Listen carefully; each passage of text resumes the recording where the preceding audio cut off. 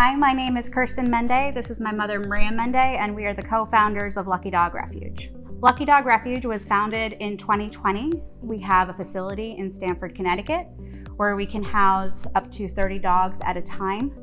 We bring in transports every weekend with new dogs, and it allows us to really provide a safe place for rescue dogs to come up, be socialized, and we do basic training with them before they go home. We want to make sure that they have the best possible future with their adopters, and having a facility and having a rescue of our own allows us to do that. We take in dogs of all ages, breeds, sizes, temperaments at Lucky Dog Refuge. We focus primarily on medical cases. Most of the dogs that we bring up have a medical component in their history. It can be something as common as heartworm disease. It can be something as major as sepsis. Emergency cases. We do a lot of orthopedics for dogs. We try to take the dogs that other rescues won't take as quickly because there's an expensive medical component. Those are the dogs that are more likely to be euthanized in shelters. They're the ones who are most likely not to have someone step up for them. And we have our own dog, Lucky, who was a very severe medical case when we found him. And everybody said to euthanize him because they didn't think that he was going to be able to survive.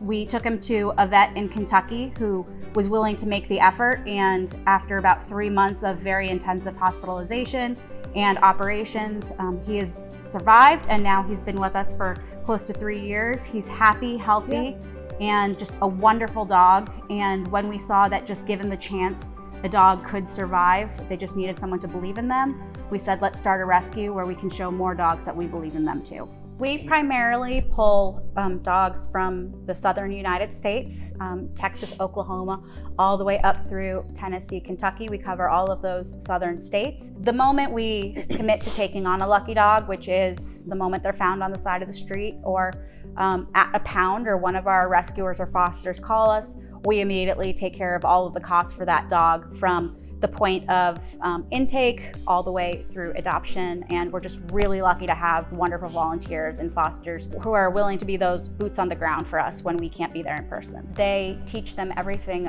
like how to be around humans, how not to be scared of a human reaching out to them, teaching them that they don't have to worry about where their next meal is going to come from, that they're safe. So it really starts with our fosters who give them a lot of TLC, who give them a lot of reassurance, who really hold their paws through that painful medical process. And then when they're ready, send them up to Connecticut where we welcome them at the shelter.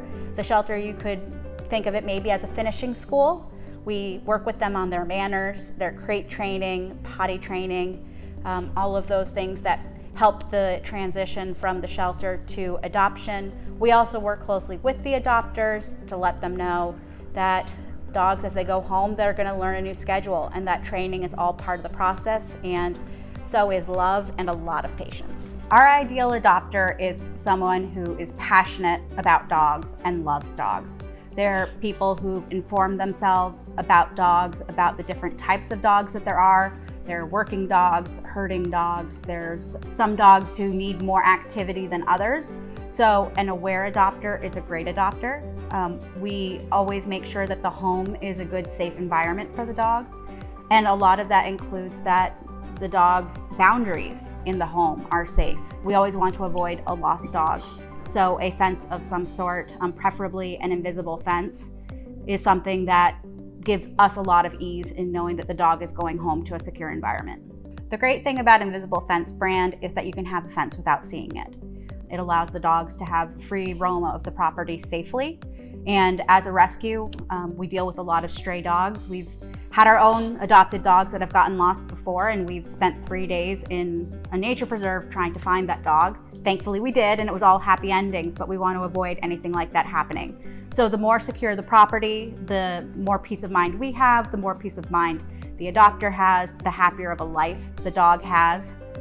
Dogs are great being socialized on leash for walks, but they also really need that free time to be able to run around and just be dogs. Invisible Fence brand allows that to happen.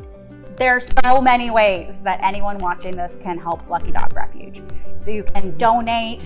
Every penny goes towards caring for dogs like Lucky who have these severe medical cases that get very expensive. It allows us to save dogs whose owners aren't able to pay for their vet care during an emergency.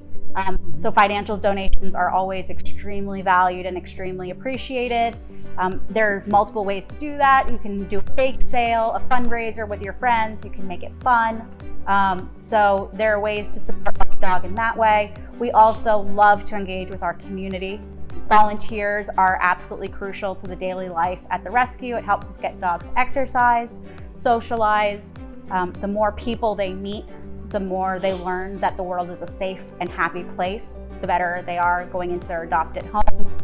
We love fosters who are able to help us either in the states where the dogs are found or even here in Connecticut so that there's another room open at the shelter for the next dog in need. So volunteer, foster.